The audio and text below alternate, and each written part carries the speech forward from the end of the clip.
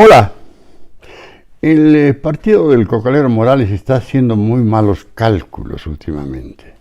Ha organizado una marcha de la unidad y la paz y resulta que ha sido la más grande demostración de que no hay unidad, ni en la cúpula del MAS ni en las bases del MAS. Se han peleado las bases a patadas, y en la cúpula los aspirantes a ser candidatos el 25 no se podían ver. En realidad el Cocalero lo miraba a Arce y le estaba en su mirada la demostración de su odio, un odio tremendo. ¿Por qué tiene que hablar este tipo que yo lo he puesto aquí? ¿Por qué lo habré puesto aquí? Que no sé qué. Y el rostro es realmente más que 1000 palabras. Entonces, esa es una de las conclusiones de siglo XX. ¿Para qué hacen marchas de unidad si resulta que no hay unidad? ¿No? Los estrategas masistas realmente muy malos, pero muy malos, ¿no? Pero en realidad el siglo XXI comienza su entrega de esta semana hablando de los últimos militares, algo así como los últimos mohicanos, el último de los mohicanos. Ocurre que un general y un almirante que están presos desde hace 1 año y medio por orden del Cocalero Morales, han hecho saber a través de su abogado que hace tanto tiempo ya están presos, pero resulta que no se les acusa de nada. No, el fiscal no ha hecho ninguna acusación a ellos. Los tienen presos así porque, qué sé yo, orden superior, ¿no? El Cocalero ordenado, entonces él sabrá por qué. Y están presos militares. Y como ellos hay como 25 militares presos por orden del Cocalero. En realidad, él los quiere presos, ¿por qué? Porque ellos de alguna manera o fueron testigos o participaron en el momento en el cual un comandante de las Fuerzas Armadas le dijo cuando las cosas estaban muy mal en noviembre del 19, ¿y por qué no renuncia, presidente, no? Sí. Y él tomó ese consejo, renunció públicamente, por escrito. Estoy renunciando, enviando mi carta de renuncia a la Asamblea Legislativa Plurinacional de Bolivia. Muchas gracias. En la televisión y todo eso, renunció su vicepresidente, lloraban los dos, ¿no? Y se fueron.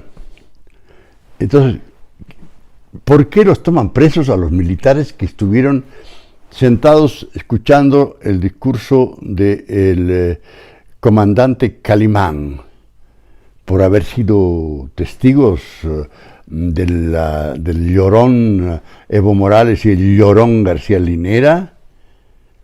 ¿De qué se los acusa? Ellos piden, los militares que están presos piden que nos digan por qué estamos presos, que nos digan de frente.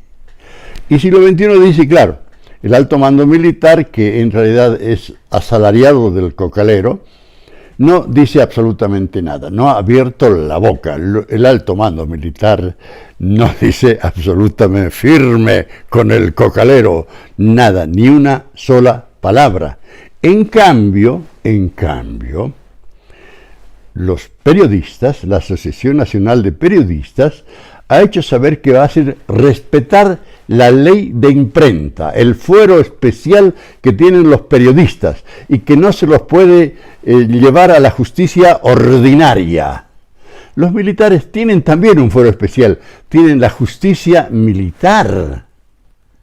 Y ocurre que no tiene ninguna importancia la tal justicia militar porque los mandan a la cárcel por orden de un Cocalero. Dice el siglo XXI, estos militares están reclamando que se los acuse, que se les diga por qué los tienen presos. Que ocurre más o menos con la señora Áñez. ¿Por qué la tienen presa?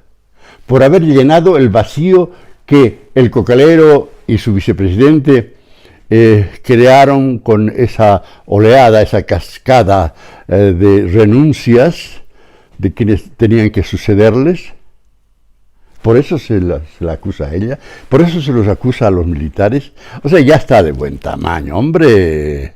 Este es un golpe, entre comillas, del año 19 y estamos en el año 22, ¿no?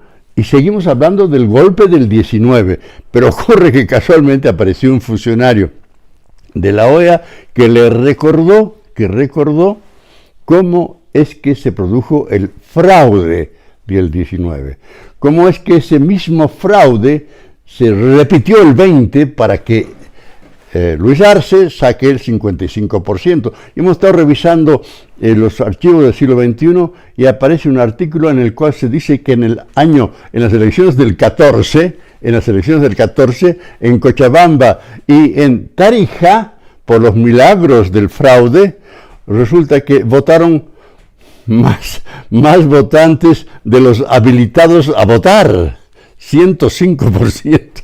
No pues, o sea, el fraude. Entonces, fraude, golpe, más fraude que golpe, y lo de las vacaciones pagadas, los oficiales, los funcionarios públicos que tuvieron que marchar, qué pena, llenita la ciudad de empleados, las oficinas de La Paz, las oficinas del Estado estaban vacías porque habían tenido derecho a pedir vacación anticipada y fueron a hacer el papelón ahí, escuchar a un pésimo cantante, porque Luis Arce realmente, ¿no? Ni economista ni cantante, no sé a qué se podrá dedicar.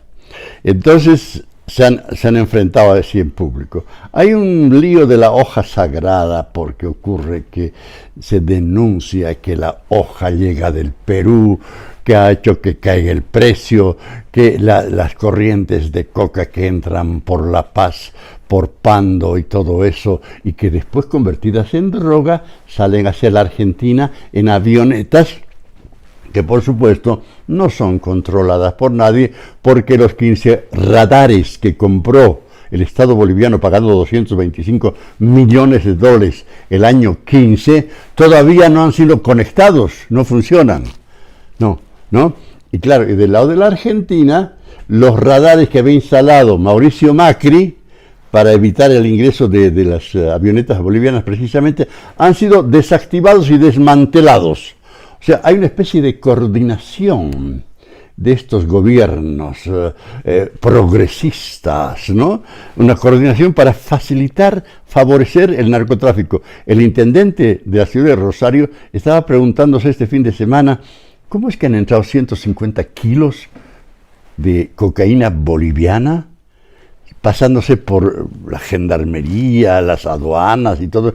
¿Cómo es que entran? Entran pues por las avionetas que podían haber sido desmanteladas también los radares de Tartagal fueron desmantelados en realidad por el gobierno peronista y ahora entonces no hay radares en Bolivia, no hay radares en la Argentina, las avionetas llevan y traen y qué sé yo, la droga hacia la Argentina. Siglo XXI habla de, además de la coca, de eso de raspar la olla.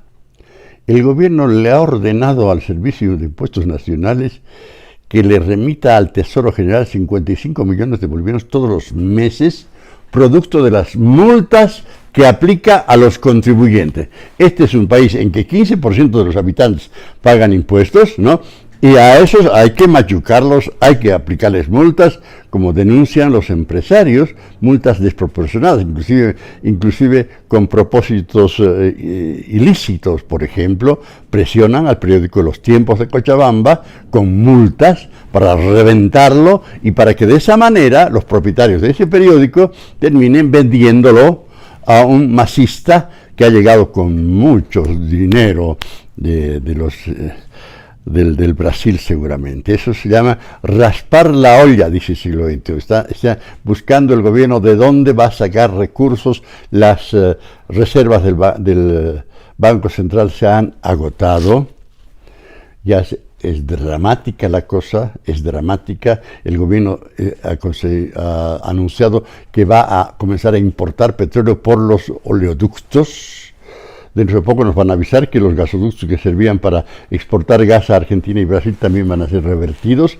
En fin, toda esa cosa que dice el siglo XXI acerca de raspar la olla. Estamos en una situación dramática en la economía. Podría haber devaluación, podría anularse la renta dignidad, todos los bonos del populismo, en fin.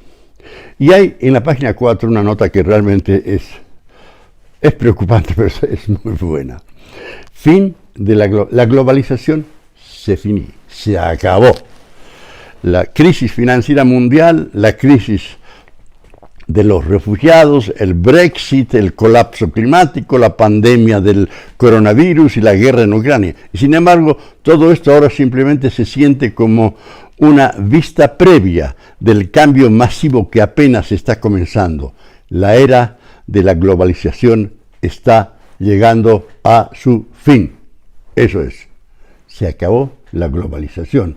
Entonces, es un artículo muy bueno que es traducido de la revista Spiegel de Alemania, en que habla de cómo es que el sistema de cooperación internacional y que nos iba a garantizar libertad, seguridad, prosperidad durante las últimas décadas, ahora se acabó. Se acabó. ¿Y ahora qué va a pasar? ¿Quiénes son los nuevos amos del mundo? ¿Hay un nuevo poder en el mundo? ¿No? ¿Va a seguir la China? La China está, según datos que también pone el siglo XXI, está con una economía agonizante. Agonizante. La China. Rusia, el Putin está buscando la forma de salir de la guerra de alguna manera. En fin, son estas épocas que estamos viviendo en este momento en el mundo entero y que nos muestran que la situación es dramática. Ya sabemos entonces que lo que repito en todos los videos, agradezco nuevamente a quienes se suscriben a este canal, a los que activan la campanita, a los que comparten con amigos estos nexos, y sobre todo los que nos miran directamente y no a través de otros portales. Pero sobre todo agradezco a quienes se suscriben a Siglo XXI, la carta informativa semanal que practica el periodismo sin miedo. Chao, muchas gracias, mucho gusto.